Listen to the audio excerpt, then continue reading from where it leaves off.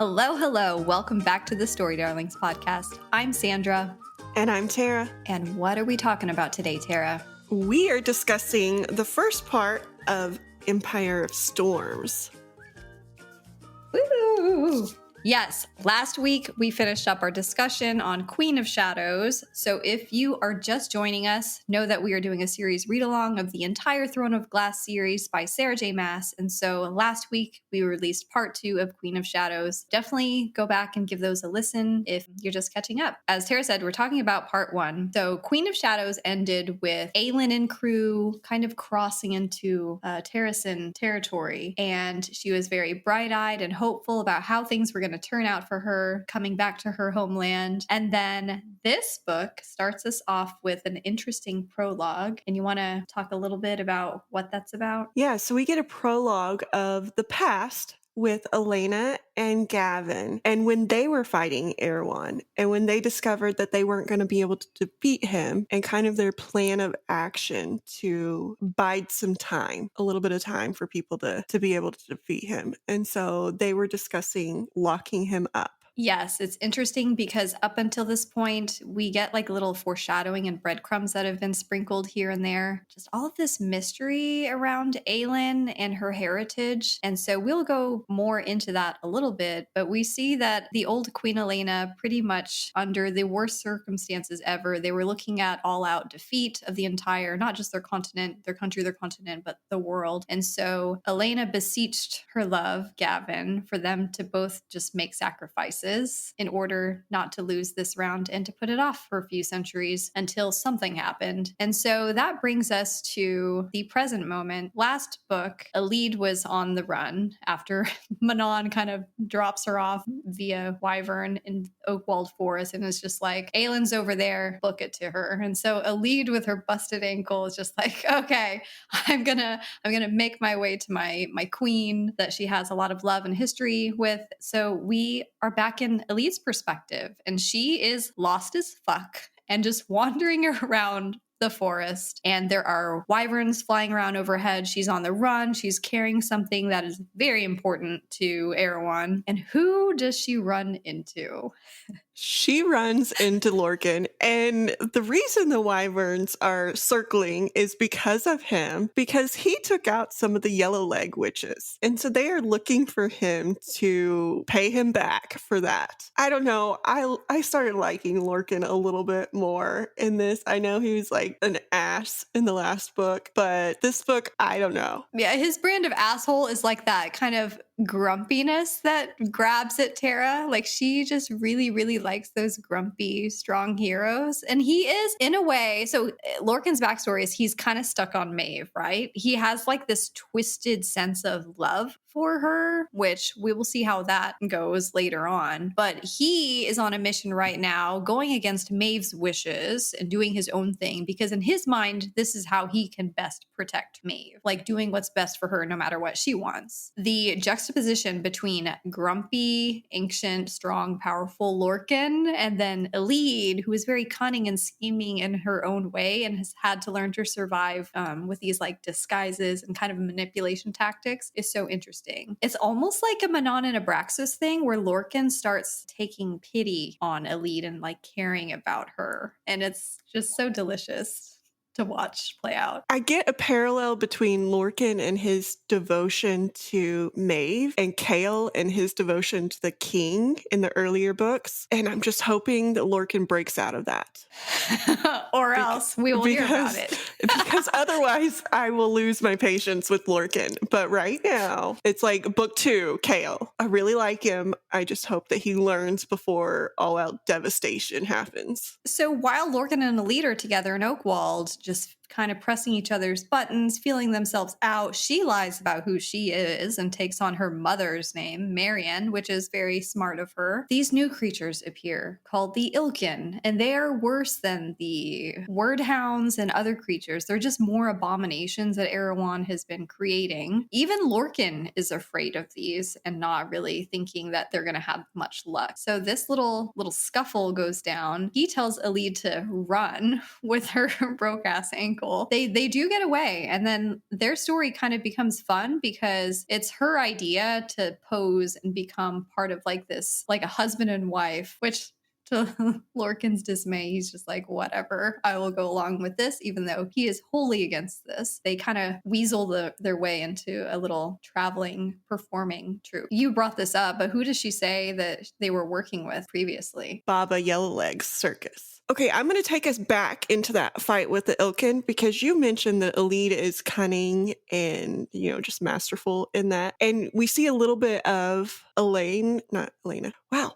Why can I not do this?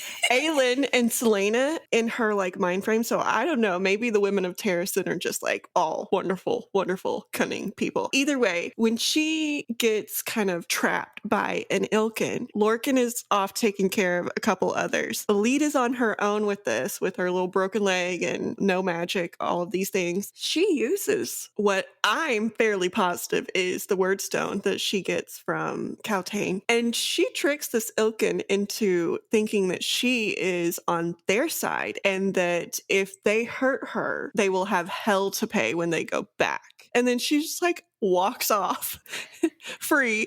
And Lorcan's like, how the hell did you do that? Like she kind of just glazes over it. It's so funny. I feel like he spends so much time like trying to pry information out of her, and she's just like a stone, cannot get through, like, which we will return to Elide and Lorcan to talk more about that. One of the reasons she was able to get him to pretend to be her husband is she promised him information about Parrington's Morath area because Lorcan is going to go get those word stones that he knows Parrington has, or Erewhon has now. He is wanting that information to where he knows where he's going in the castle and how to get to the places he needs to go to. And meanwhile, Rowan and Aelin are still exchanging like steamy little secret private interactions here and there. There's some tension building between Aedion and Lysandra, which is what you wanted.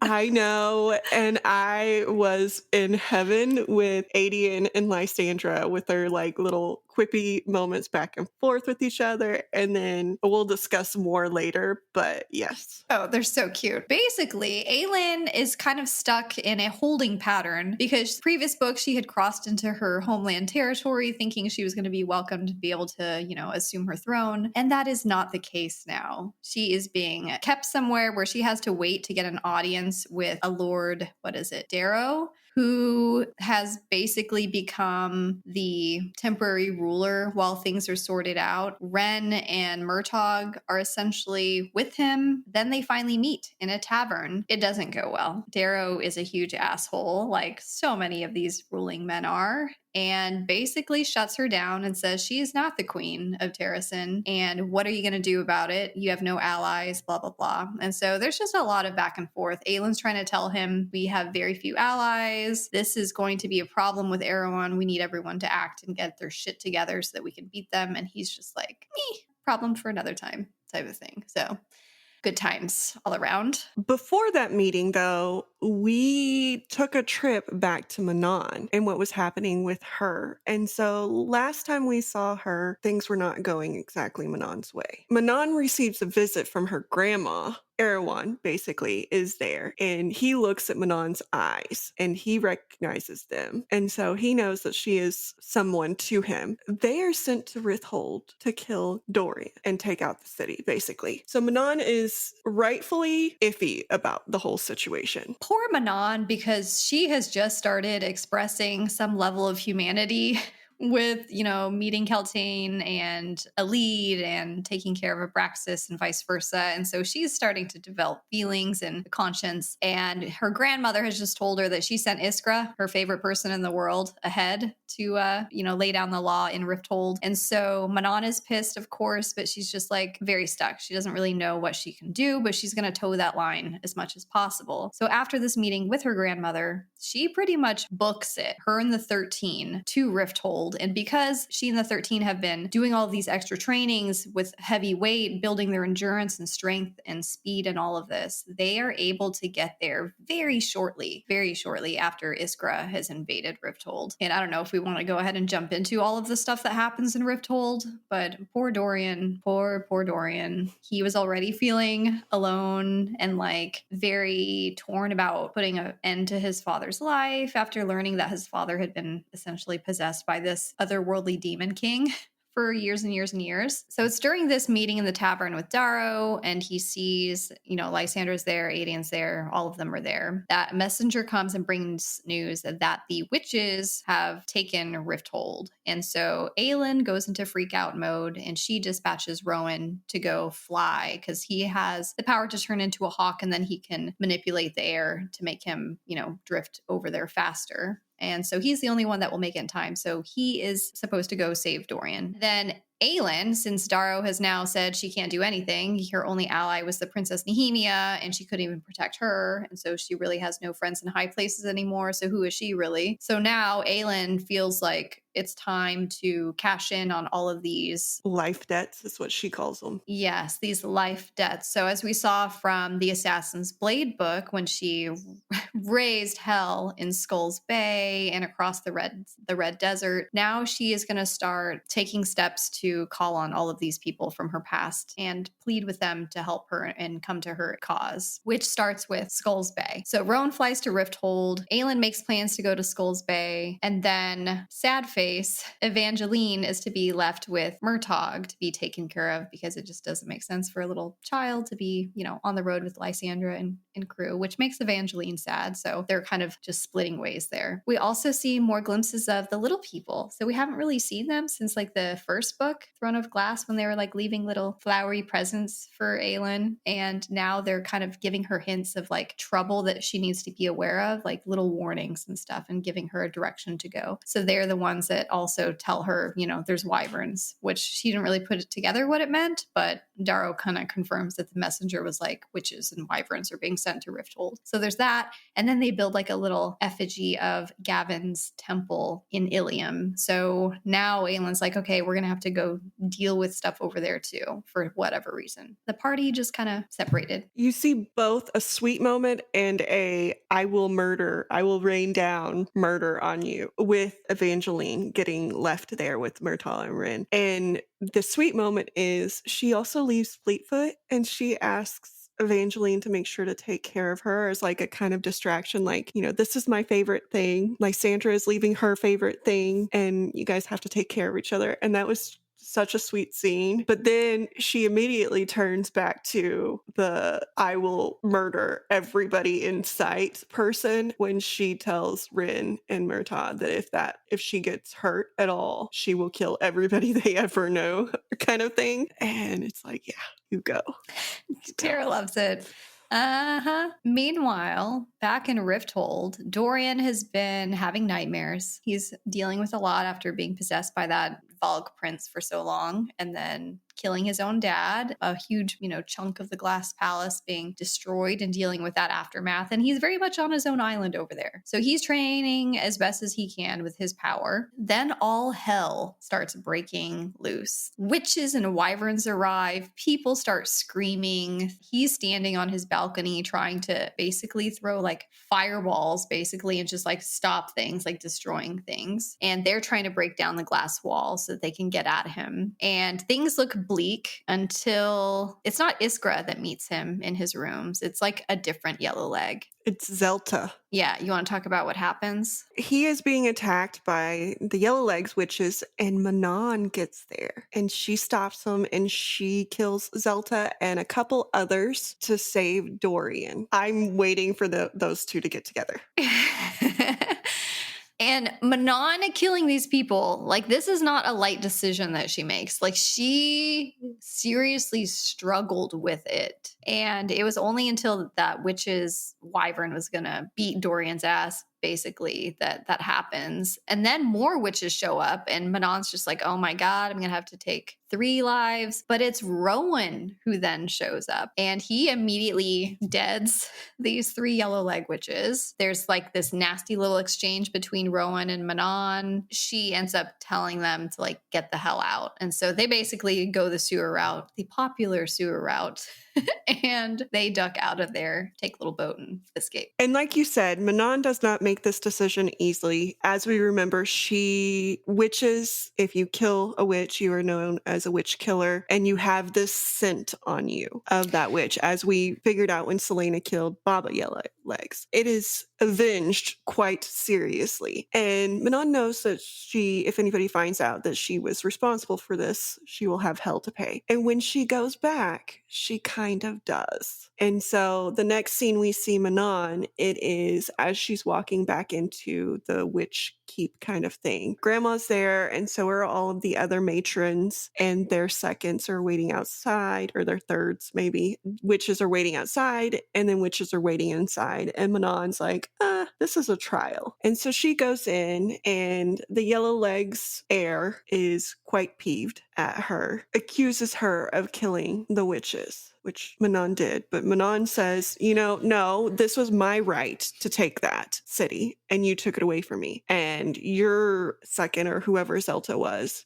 attacked me. And so I had to defend myself, and I took back what was mine. Yeah, Manon basically doubles down on the whole witch personality thing. It was just like, that blood and glory is mine. She had no right to take it from me. She was prepared to fight me to get it, so I just defended myself type of thing, which, it's a valid excuse. Grandma's already been pissed at Manon lately. We see that Manon is struggling a lot because her and Astrid have been getting closer. Astrid told her about everything that happened between Astrid and the grandmother and the baby and the unclean cutting scar across her. And so Astrid has been imprisoned, holding until this little witch trial begins. It's sad because once Manon walks into this open space, I imagine it as just being this flat area on a mountainside, where they keep the wyverns close by. And so you have all of the witch clans gathered around. Astrid's brought out, and she's obviously just been beat to a pulp before this trial has ever started. And they even say that they've already taken some flesh justice since. And then we see Petra again, the blue bloods that her poor wyvern Keely had died previously because of Iskra, bitch. And Petra speaks up for Manon, which is all fine. Manon's grandmother says it's fine. Then what does Manon's grandma say? That a life for a life kind of a thing. And because Manon killed the second of the Yellow Legs, her second is going to be killed, and that is Astrid. And so the next day, Astrid is set to be put to death. Which is so sad. It's this next morning because so many other Yellow Legs were killed too. If anyone claims that they had like a familial right to those people or knew them, they're also allowed to exact vengeance and justice on Astrid, who has already taken a huge beating. And so to put a stop to it, she claimed like the order of, I forget what she called it. She'll be the executioner. I was like tearing up and I texted Tara because this was such an emotional scene. The first time I read this, I didn't know where it was going. Like I honestly, it could have gone any direction with Astrid. It could have, but if there is any scene that is going to change Manon's sole focus on what her grandmother tells her to do, it is this for me. And so I was hoping not to have another fucking KL moment, that this would pull Manon out of her blind obedience to her grandmother. We also found out that there is a reason Manon's grandmother kind of hates her a little bit. And it is because Manon's grandmother hated her mother, like hated Manon's mother, because Manon's mother fell in love with somebody that her grandmother did not approve of. Manon's dad is Kraken Witch Prince. And so that really means that Manon is a Kraken witch too. Manon's grandmother lets out that she is the witch that they have all been looking for that can break the spell on them. In an earlier book, when grandmother rewarded Manon by having her kill a witch for her cloak, that was her half-sister. She wasn't just merely scouting to see what was going on with the iron teeth. That was Manon's half-sister looking for her. Then her grandmother just cold-heartedly tells her, oh yeah, that was your half-sister. You're the daughter of a Crocan prince. It's very much like Maeve. And then she's also got the other part of what that witch told her, which is that they're teaching you to be monsters. You were not a monster born. They're making you that. And so Manon is thinking more on that, even though she did think on that a little bit when she said it. Manon is like, are they? Did my grandmother make me a monster? Do I have a choice in this? And she does. Because when she is supposed to kill Astrid, she instead attacks her grandmother. Doesn't succeed, unfortunately, but she does attack her and tells the 13 to get away. And so they go running, and Manon is left to fight her grandmother. And grandma ain't no pushover. She's a warrior. She is the matron of all the Iron Teeth witches for a reason, and it becomes a real good fight, and she hurts Manon pretty good, to the point where Manon is just like, all right, I'm just going to do a faith fall, and flings herself over the side of the mountain to get away. Abraxas, our cute little wyvern guy, catches her and tries to fly her off to safety in Oakwald Forest. But it's just, she hopes that the 13 have all gotten away, Astrid included. I think they did take Astrid. Mm-hmm. Grandma is going to be pissed because you still have, Manon may have the 13, but there's still the rest of the clans there. And I think Petra was still there too, right? I don't think she ran. I don't remember anything about her. So she is a witch on the run now with the 13 and seriously injured. And then we come to, where do we want to go now? So let's go back to the little people in Aelin. So we already discussed that the little people helped her. She ends up or makes it to the temple of Gavin. There is a little battle in this temple.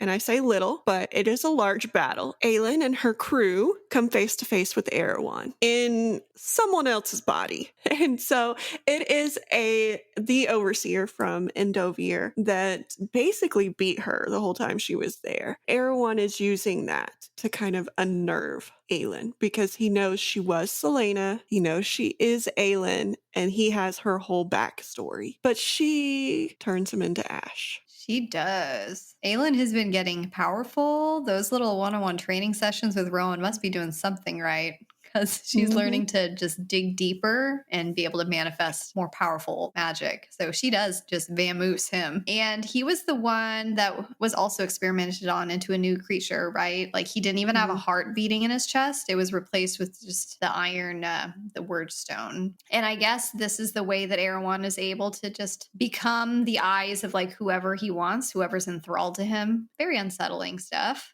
But as she burns this kind of temple up, because she burns all the dirt and everything that was in the temple and all the people, the Otterlonian army. I don't know how the fuck I got that word right, but I can't get the other ones. But hey, the temple is dedicated to the Mycenaeans and their sea dragons kind of thing that protected them. They have long since vanished, but she keeps that little piece of knowledge in her brain because it'll come up later. And she meets Brannon here. And so she hears a little bit about what she needs to do for the next stages. But again, Aelin is tired of the cryptic directions that she keeps getting from that family. I would be too.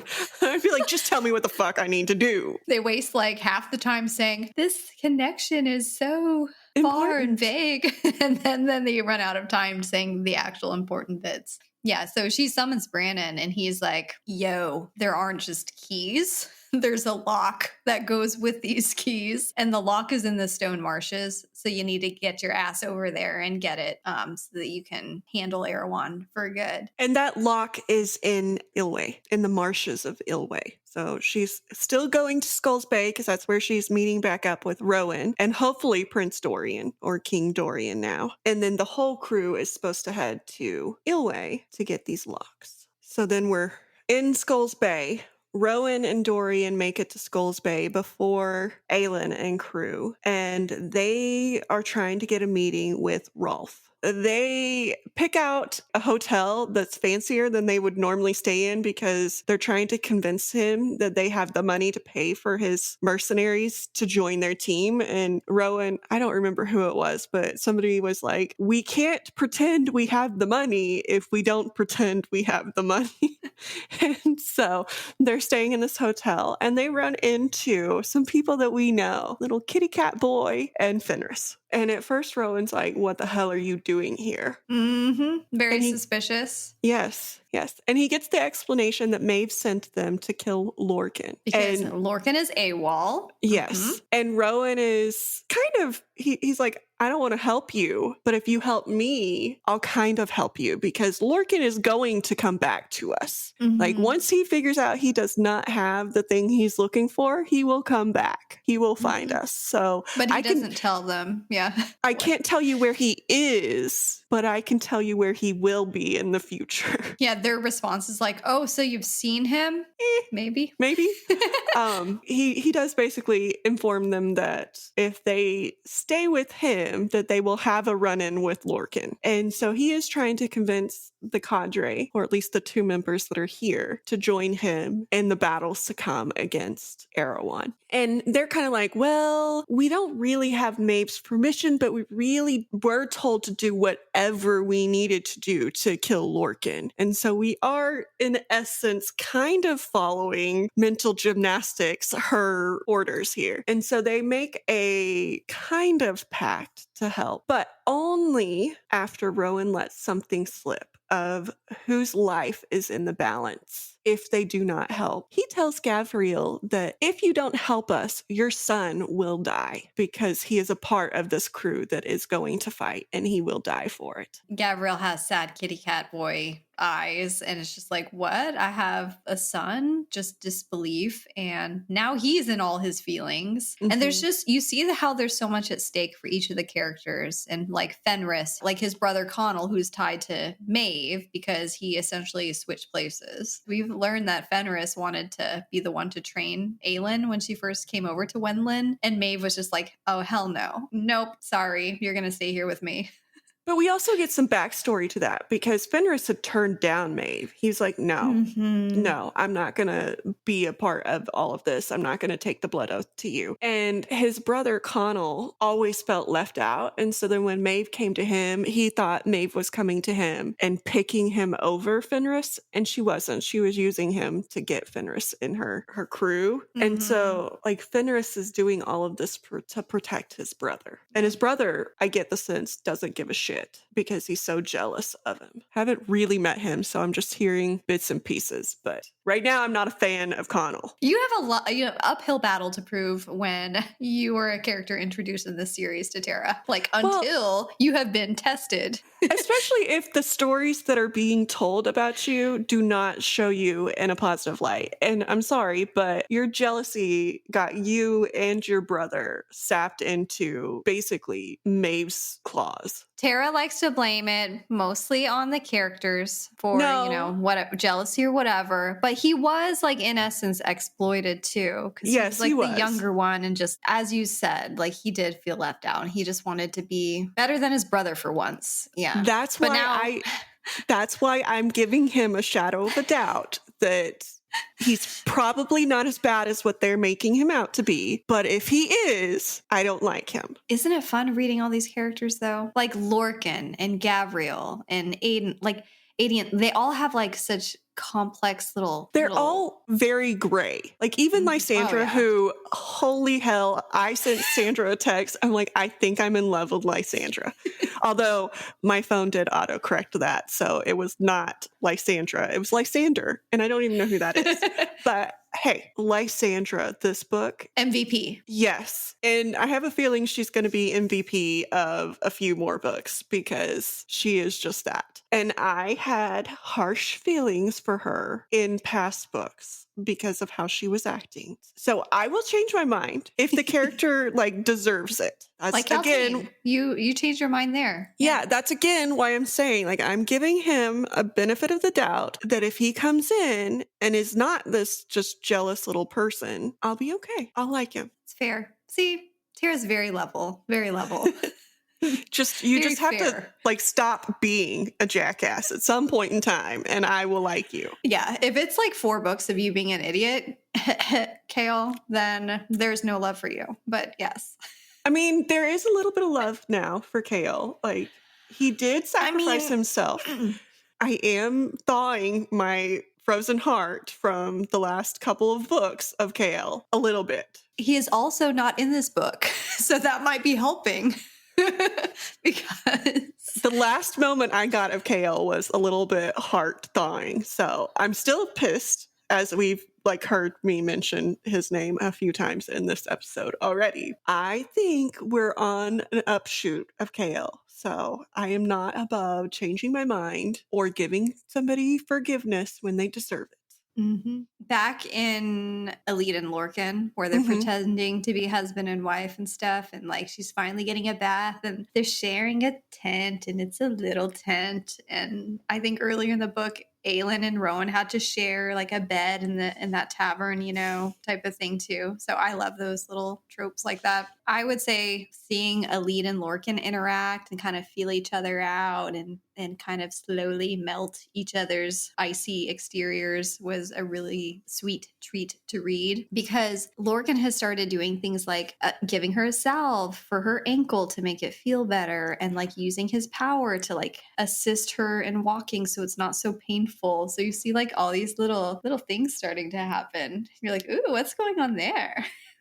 I am down for that one too. We'll have words in at the end of this series. We're gonna have some words about this. No, Lorcan knows that Elide is hiding something, and he kind of confirms that whenever she gets him out of the tent so that she can take a bath. And he's like actively listening with his heightened senses, and he hears her shuffle around and just hiding things like under the mattress and stuff. So now he's just like, oh, she's hiding something. So I'm sure in part 2, Lorcan is gonna do something to piss us off. Oh, I'm hoping not. I'm done being pissed off by these people. I want them all to succeed and bring good. But I know we have 2 more books, so that's not going to happen just yet. Long books, yeah. Especially the last one. Speaking of bad moments, back with Manon, we're all very sad. She just got her ass kicked by her grandmother. That has to be like horrible. Anyway, so she just got her ass kicked. She's trying to get away, and she gets visited by somebody that calls herself the Bloodhound. And it's very creepy, very creepy. I think they were like sprinkling these breadcrumbs like maybe 2 weeks back. I feel like it was probably an Air of Fire where they were talking about these women flying around, like these winged women. And so this woman is that, right? She's like very fair skinned. She has like, I think it's like sapphire eyes, auburn hair, very beautiful. It's almost like a little woodland nymph trap kind of thing, which is creepy, but we learn that it's all like a little facade. Yeah, it's a mirage. And she is this very grotesque, hideous creature. Poor Manon and poor Abraxos. But Abraxos does his best. They get away, and I think Abraxos uses his steel poison tip tail to like attack her and get away again with poor Manon, who is just literally bleeding out. It's like Abraxos' side is just covered in blue because she has lost so much blood. And so Abraxos takes her, and they just start flying again from the forest, just flying off somewhere. And then we are taken to Skulls Bay again. Aelin, or Selena, comes sauntering in. No, she's like already sitting in Rolf's office. Yeah. Like Rolf is like, fine, I'll meet with you guys, whatever. He's like unlocking his office door, and they open the door, and she's just like sitting at his desk with her boots up, you know, like, oh, hey guys, type of thing. And her little assassin swagger, like her little smart ass is back. And it's so fun. And he still has no idea who she really is. No. And he is so mad because he's like, the last time you were here, I told you if you came back, I'd kill you. And she's like, we'll give it a try kind of thing. It's so great. And she's playing with his little emeralds. Like he has like emeralds or jewels of some sort. And she is playing with them. And then he calls her out and he's like, now put them all back. And so she untucks one and puts it back. And then he's like, and the other one. So she takes it out of her mouth and puts it back. And her court is looking at her like, what is going on? They're just like standing there tight-lipped, just not saying anything. Like, I don't know where she's going with this, but just let her go. And then who walks Rowan in? is trying to keep like from laughing, especially when she comes up to him and she's like, I might like this one. And so he's trying very hard not to laugh. And he's like, I'm taken. And she's like, oh, she must be really, really beautiful. And she must be so amazing. And he's just like trying to like keep it together. And he's like, she is. Oh, that scene got me. Such a cute scene. So much snark. And then Aelin 2.0 walks in. Selena 2.0 walks in under the name Aelin Galathynius. They basically tell Rolf that Selena is, in fact, Aelin. And they got a badass shapeshifter on the team. Yep. And his mind is pretty much blown. I like how we got a little backstory for Rolf a little bit later, because until this point, he just seemed like money was his biggest driver, blah, blah, woof, woof. Then we learned that it wasn't like he made some cruel, conscious decision to sell his soul, so to speak, to get this magical map to gain his riches and notoriety and influence, that he was a 16-year-old boy who didn't know who he was talking to, what he was getting himself into, had nothing to deal with, like no money, nothing. And so he thought, saying, yeah, I'll give anything to have something to myself. And that's how he lost his mom and sister. So we get like a little bit of, that's what I just like about all of these characters, because you only get like a little peek about them. And then as the story goes on, like these little interactions that they have with other characters, you finally get that little layer peeled away to learn what really motivated them, what really happened. So we get that with Rolf. And we learn that Rolf is like of the, what are those people called? The Mycenians. Mycenian. Mm-hmm. I kind of picture them like Atlanteans or something. You know what I mean? The lost city of Atlantis. It's what it very much felt like to me, with the temple and the sea dragon. And so we learn that Rolf is someone of these people, and these people are staying hidden and refusing to like come out into the public eye or do anything or support any cause. And they are waiting for like a divine symbol, essentially, to show themselves to it, which, as Tara mentioned before, is the sea dragon. So in these meetings, Rolf is still testy with Selena. He's grumpy. It's been a couple of years. She cost him a lot of money, but she does get him to confirm that he stuck by their kind of oath to each other, and he did not trade slaves, and he gave them a place to stay if they needed. He's like, I didn't go out of my way, but if they came here, I made sure that they were safe, kind of a thing. And so she did get him to tell her that he did stick by that. As they're talking, he's like, no, there's no way in hell I'm gonna help you. No way in hell. And she's like, oh, okay. And she lets some of her magic out. And he's like, what the hell was that? And she's like, oh, I have to like purge my magic a little bit, otherwise it'll take over. But really what she did was she summoned some Volg to him. Dorian's like, I know what you just did. Yeah, she essentially let off like an emergency flare, just like, here's where we are. Here I am. Come to us. And sure enough, his map starts glowing, and he's like, what the hell did you just fucking do? And she's like, hey, I'll make a deal with you. I will protect your city from these people if you agree to join my cause in the war.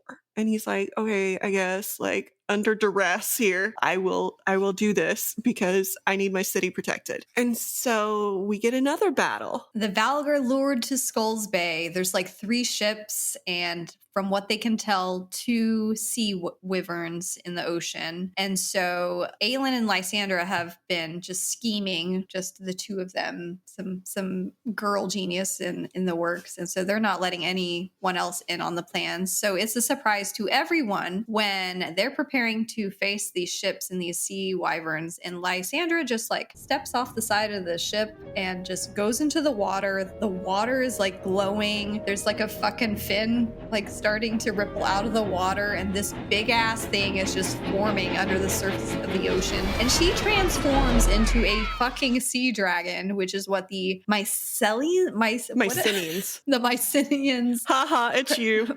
I know, now it's me. I keep saying like the face wipes, the Micellar? Yes, that's what I keep wanting to say. So she turns into that, and it becomes a bloodbath. Meanwhile, Aelin has been diving deep into her power, trying to like store it up, essentially. And she is wearing the Amulet of Orinth, which we know is a word key. What happens? Somebody takes over her body. They use that word key as an in, and Deanna takes over her body. And Deanna starts to aim at Skulls Bay. And Rowan, being Rowan, knows that Aelin wouldn't want that. So something's going on. Her eyes change. They turn like silver, and which is the like Mala, the Firebringer, like her flames are silver. And so he's just like, this isn't my Aelin. I don't know what the fuck this is. This is like some kind of creature right now. It's almost like those Greek gods, like the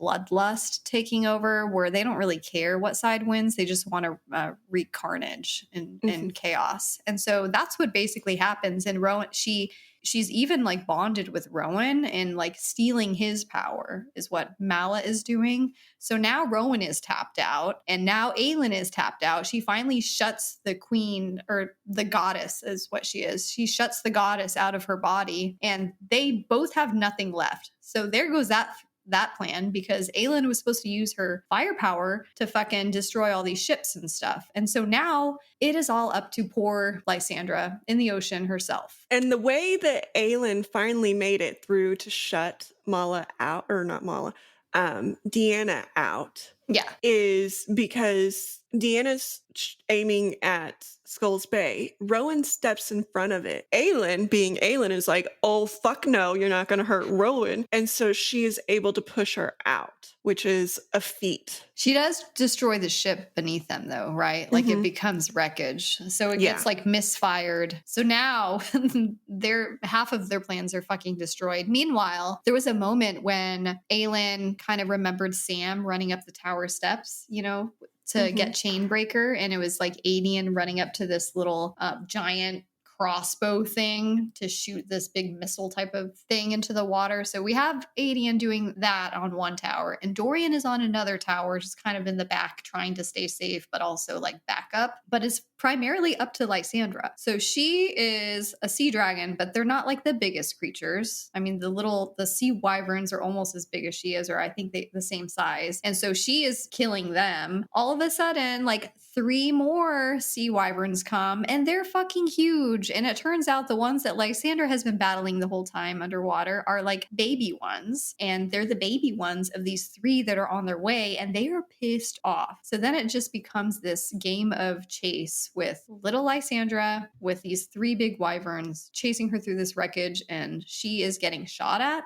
by the Volg ships. So she's getting shot at, she's getting clawed at, torn at, and she is like having the swim of her life, just like diving onto ships and wrecking things, like trying to maneuver and kill these things. And Aedion comes to her rescue eventually. And Aedion, we get a little bit of his POV while this is happening, and he mentions that this is the first time that he has hated Aelin because she put Lysandra in this position, and he is not down for it at all. He is so mad that she is in danger, which, I mean, like, what the hell are you expecting? Like, but either way, he is mad. And yes, first Dorian comes to her aid with his magic. So she is able to lure one of the big sea wyverns close to Dorian's tower, and Dorian throws ice around it. And then ends up killing it. And then the other ones are like, no, not gonna happen. Not gonna do that. Actually, she had one, like she tricked it into killing itself on the boat. Yeah, she jumped on the ship, broke the mast to where they were like just jagged. And they chased after her and impaled themselves. I envision Ursula from The Little Mermaid on that one. Like, that little mast goes straight into her. Anyway, and then the second one dies by Dorian's ice. And then the third one, because it's not going near Dorian at this point. It's like, no, saw how that happened. The third one, she goes like racing towards Aedion, and he ends up using his little crossbow and shoots it straight through the neck. And then she has a little bloodlust herself, goes down and kind of rips the head the rest of the way off, and then comes up with the head like, I got it, it's dead. And then comes to the beach and proceeds to pass out. I loved how the scene was written, because getting everybody else's perspective from these high vantage points, and even Aelin, like on this little piece of coral reef somewhere, just kind of stranded with the others. And Aelin screaming at her to like run and just save herself, essentially, because all their plans went to hell. Then you have Dorian and Aedion up here just seeing everything going on in the bay, just how it kept hopping from point of view to point of view. And then you get into Lysandra's mind and you see how like tuckered out she is. Like, she is exhausted. She is strained. She can't even change back right now, but she is like pushing herself to the limits. By the time all of them are dead and she is like a beached whale, essentially, and just like bleeding. She's wounded. Aedion is the first to get to her. And my heart was just like butterflies. Yes. Because he says, he tells her that basically everybody that was around him, like all the people, are in love with her and want to marry her. And he's like, but they're not going to, because I'm going to. I was like, oh yes. Oh yes. Yes. Yes, this is what we want. Aelin and crew shows up like after they get their little private moment, and Aelin is just like beside herself, feeling awful for what happened and stuff. But eventually, like, they leave them be, and she does change back.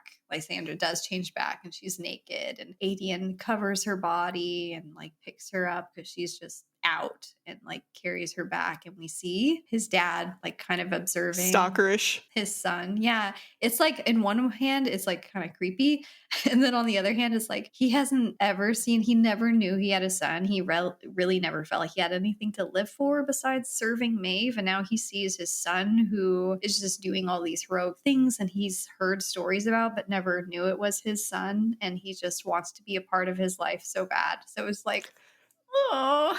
Yeah, there's a part in his explanation, like he's like, I know that there will be stories about my son, and I'm wondering if I will be a part of those, or if he will even let people know that I am his dad. Because at this point, no, I don't think we talked about this yet, but the reunion between Aedion, which he asked Lysandra earlier to be by his side when that whole thing went down for support. I don't know. And because he's in love with her. Yes, but too prideful to say anything at that point. And it doesn't go well, this little reunion. It's very heartbreaking. The emotions were very high. Aedion sounded pretty hateful, and Gabriel kind of took it. And I think others were in the room too. Like, it wasn't like a private thing. But they're just like, what the fuck? No, and it makes you feel bad for Gabriel, because again, he made a poor decision when he took the blood oath with Maeve, but I'm leaving those with a grain of salt, because there were some tricks going on the whole time. So I don't know if he made that like openly, or if he was tricked into it, kind of like Connell and Fenris. So like, I can't hold that so much against him yet. We love our kitty cat, because he's made some pretty good choices in going against Maeve where he could and stuff. So as far as the cadre goes, Gabriel's pretty level, like he's very noble, has a lot of honor. You can tell he's good. He's the lion, the golden, lion. And I like him. I want them to make up. So that was a sad scene. Maybe that's why we like Aedion so much, is because we like his dad too. I love when the characters are just like Dorian looking at Gabriel and looking at Aedion, just being like, what? It's kind of like when everyone saw Aelin and Aedion for the first time. I love it. And then we get some spicy scenes. This is the first spicy scene in the series. Yes, we get it's quite spicy, quite out in the public too. Yeah, I was like, really, on the beach, huh? I wonder how that feels. I'm like, there's no sand getting in any uncomfortable places, really. And from what I get, like the like waves were coming up on them too, and I'm like, I don't even like to put my feet in the waves. Like there's too much stuff coming in with the like tide each time. But anyway. I don't know. Sarah J Maas made the scene work though. Like Yeah. they did the deed and then they did it again and then And they then they did it did it again. again. And we see Rowan getting very, very, very strongly attached to Aelin, almost to like an aggressive standpoint, because it's after this when they kind of regroup with everybody else. And he is just like looking at everybody and how the proximity they are to her or how they talk to her. Like he is just, and kind of like the witch killing thing where their scent is on you, like their scent is all over each other after having sex. Well, and he was kind of already that way for her protection, but now he is like racking it up 1,000% to the point that he even gets mad at like Aedion. And he's like, okay, I shouldn't be mad at Aedion. Like, it's her cousin. Like, chill, dude. To himself. Yeah. But we do see her kind of pull out the Eye of Elena and tell Dorian to meet his ancestor, or it's time to meet your ancestor. And they have a discussion with Elena. And in this discussion, again, she's kind of like, the connection's bad. I'm going through a tunnel kind of shit. So Aelin is like, shut up and tell me what I need to know. Like, stop. Like, I'm done. I'm done with your cryptic shit. Tell me what I need to know. And she's like, why? And so Elena's like, I don't know why he told you to go to the lock, but if he told you to go to the lock, go to the lock. I thought I'd used it because that lock is what she used to trap Erewhon. And as far as she is concerned or knows, it's a one-time use thing. But she's like, if my dad told you to go to it, then go to it because my mother gave her life for this. Maybe I'm wrong because I didn't know the rules of it when I used it. So go to the lock because it's the only way, if that's what he's saying. And so we get a little bit more of a glimpse of Elena's mom. And like she said, she gave her life to build this lock. And we figure out that it was her earthly life that she gave to build this lock. And then we figure out that Aelin is not only an ancestor of Brannon, she is an ancestor of Mala Firebringer. They tell her that the lock is located in a ruined temple somewhere in the Stone Marshes. And so they still don't have exact coordinates for it. So that's where Rolf is coming in to hopefully let them know too. So Aelin is on the, one side related to Brannon and Mala Firebringer, but she's also related to the Fays and Maeve. So she has all of that combined. But Dorian is also an ancestor of both Brannon and Mala Firebringer too, which explains his huge amount of magic that he's got. Because he has a lot. Yeah. I feel like we kind of touched on it, but Dorian is super powerful and his magic isn't just manifested in one specific way. Like it can do whatever. It's just raw. Dorian's basically the male side, whereas Aelin's side, I don't know, is the male side of like Brannon's, because Elena is Brannon's daughter and she married into Dorian's side, whereas Aelin's side is Brannon's sons, I'm guessing, which we haven't heard anything about Elena's siblings at all. So I'm just trying to backtrack the family history here. Yeah, but they're distantly related, Dorian and Aelin. And also we're told that without any context, Aelin is the queen that was promised. And so we have zero understanding of what that means. And she doesn't understand what that means. And so that's something that she's keeping tucked away in the back of her mind to try and figure out. It kind of makes sense because at some point, somebody had to have been promised to end the war. So it makes sense that, she would have been the promised firebringer. Yeah, the promised one is a trope that is in a lot of fantasy too. Just like the one that will end the evil and stuff. So it will be, we got 2 books after this one, Tower of Dawn and Kingdom of Ash, which I don't think we've ever talked about this on the podcast before, but there's like different ways of reading the series. So you could read it with like Assassin's Blade first and just go through the books that way, or do it how we did so that everything's fresh in your mind with like who these people and places are and stuff. And then there's like tandem reading Empire of Storms and Tower of Dawn because they happen in parallel time, but one just follows Kaol and one follows Aelin, which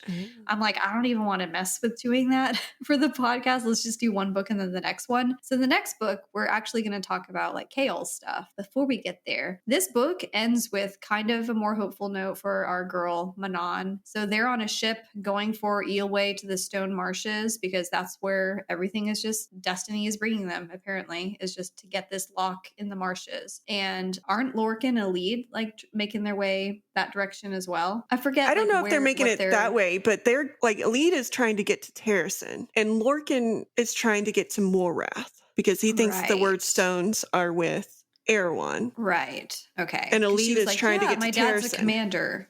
Okay.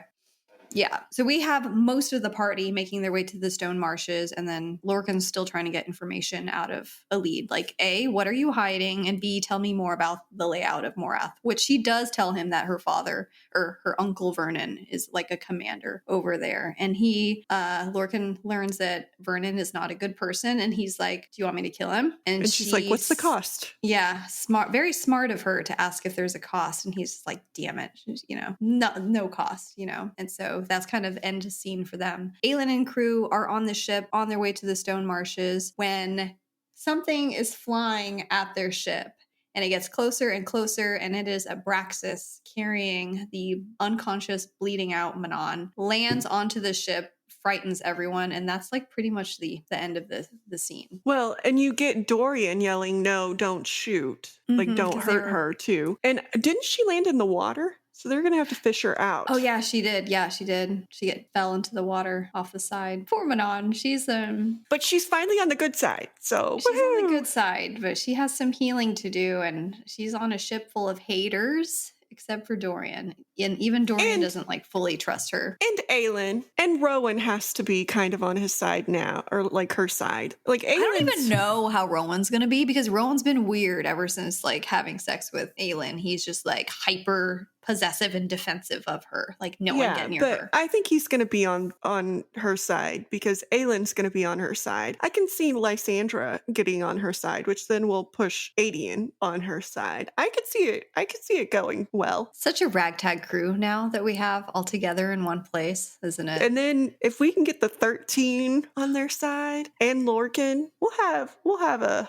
decent shot here. Yeah, so I guess part 2 we'll see what's happening with all Eelway will be on her side because of Nehemia. Yeah, hopefully they're not mad about or blame her for her death. We can. I'm saying this like I'm a part of this group, but like, but they're a fun group. No, I know what you mean. They're such a fun group. But next week on Tuesday, we will talk about part 2 of Empire of Storms by Sarah J Maas, and then we're going to be moving along to the next book, Tower of Dawn, which a lot of people skip reading that one because Chaol is not a favorite and they just don't care to read it. So they just completely skip it altogether. But we are not doing that. I'm going to make Tara read Chaol's book. As long as it changes my impression back, as long as he does something good in this book, I'm okay with spending hours upon hours reading it because I really want Chaol to end up being good. I'm invested in his growth at this point. Mm-hmm. He'll be in the Torch Esme trying to get his walking back.